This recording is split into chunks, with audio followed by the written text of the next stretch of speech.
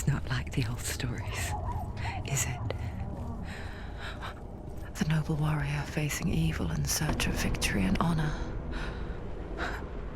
Clear dividing lines. No. Oh, this place is not quite like that.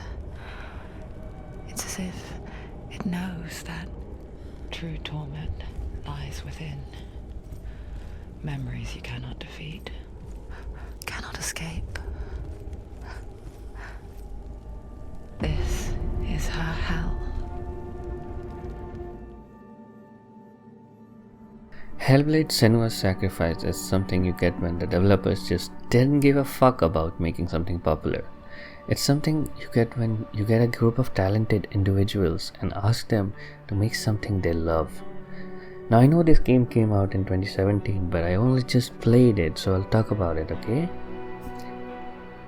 I'm not gonna go into the story or any major spoiler because I want you to experience this game on your own, and I don't have the right to take that experience away, especially for a game like this. Ninja Theory, you may know them from the Devil May Cry series, brought us this emotional and tragic story about Senua, a Celtic warrior who goes on a haunting quest into Viking hell to fight for the soul of her dead lover. But she's suffering from a severe case of psychosis. This mental illness is in fact the center of this game. Everything from the visuals to the game mechanics revolves around it.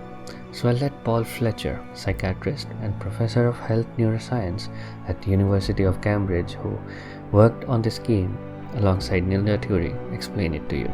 Psychosis is a descriptive term, and it refers to having a loss of contact with objective reality. So it's characterized by two main sets of symptoms. One of them is hallucinations, where somebody experiences perceptions when there is no actual objective thing out there to perceive. Who are you? And the other is delusions, where somebody comes to very often bizarre, unpleasant, frightening beliefs when there's no good evidence in favor of them. Depicting a mental illness in a story is a really tough job. There's a fine line between not getting it right and overdoing it. That is really tough to get. Ninja Theory did a phenomenal job at understanding that and depicting this so accurately. They involved world-renowned psychiatrists and victims of psychosis throughout their work on the project. They could have just done an interview and left, but they actively worked with them for 3 years, making sure they get it right. And boy did they get it right. I've personally been fortunate enough to not deal with psychosis or schizophrenia, and although I've known of it being a tragic and terrible mental illness, I never really understood just how bad it actually is. Hellblade made me realize that just a few hours in, and I couldn't help my tears, realizing how hard it is to deal with something like this, and it's only amplified by the marvelous performance of Melina Juergens. I honestly was so shocked when I learned that this was her first ever acting job, and she was Ninja Theory's video editor. What? This was one of the most astounding performances I've ever seen in a video game. It's so raw, so real, and full of emotions. And the fact that this was her first time just makes me respect her so much more. Yeah, I'm super nervous. I'm actually Ninja Theory's video editor. I'm not an actress at all.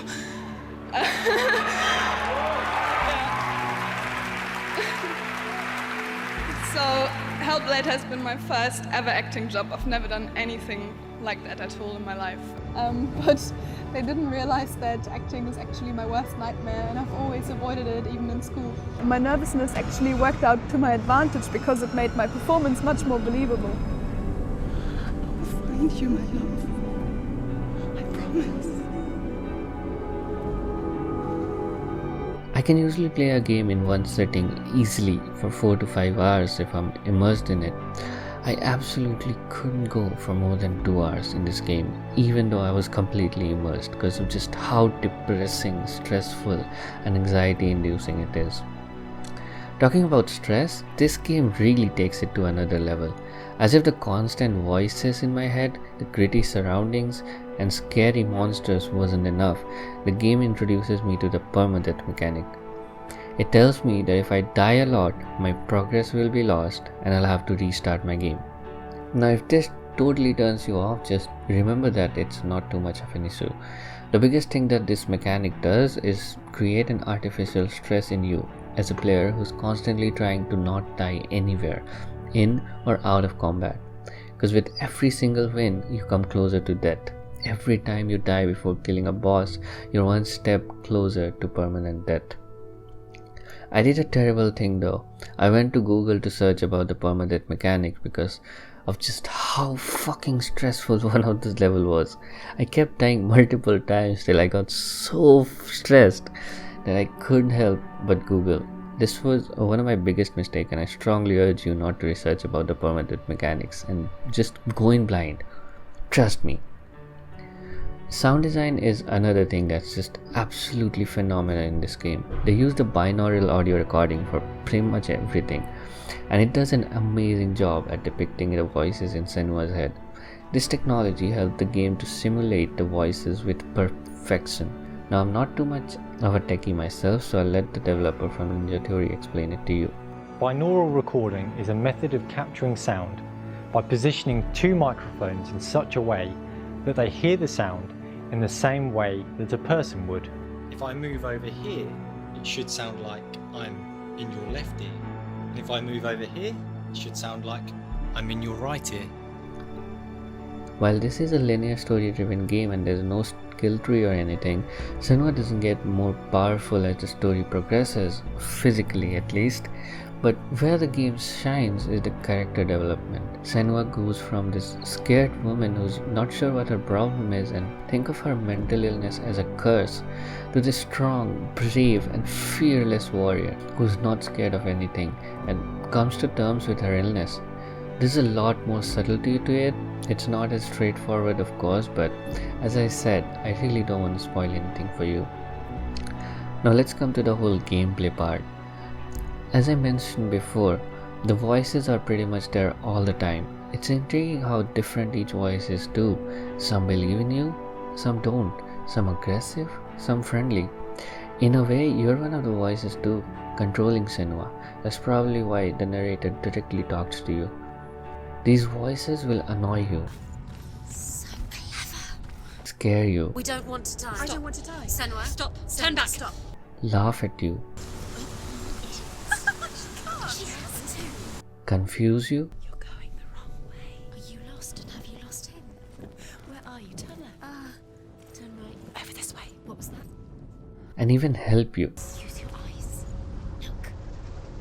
Get closer. What can you see? Go to it.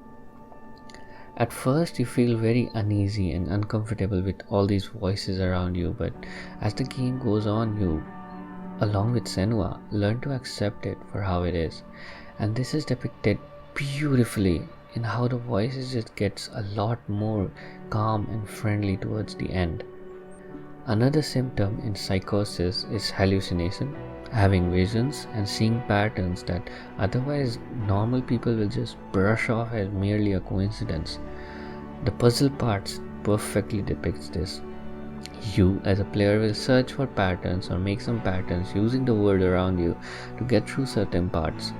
It's because of her curse that she's able to see through the real world. What even is real anyways?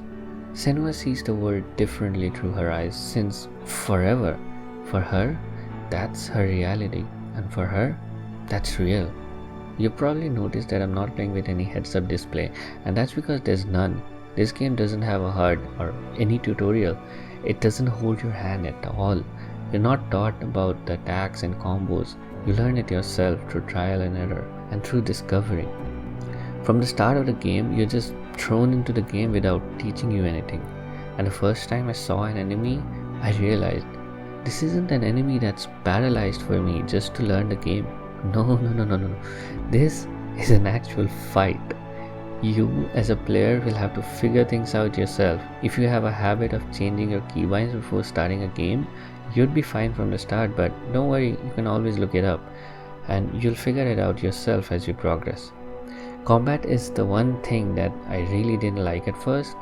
I think it's because I wasn't comfortable during the first few hours, but as the difficulty increased, I started to absolutely adore the combat, mostly because of how responsive it is. It feels great and it feels really fluid. The only complaint I have though is that the camera locks onto your enemies so your mouse doesn't have control over it. I hated this. I hated not being in control, but isn't that the whole point of the game? You not being in control? I mean, this is probably not the intention behind the camera lock-in feature, and I'm probably reading too much between the lines, but this was my way of accepting it.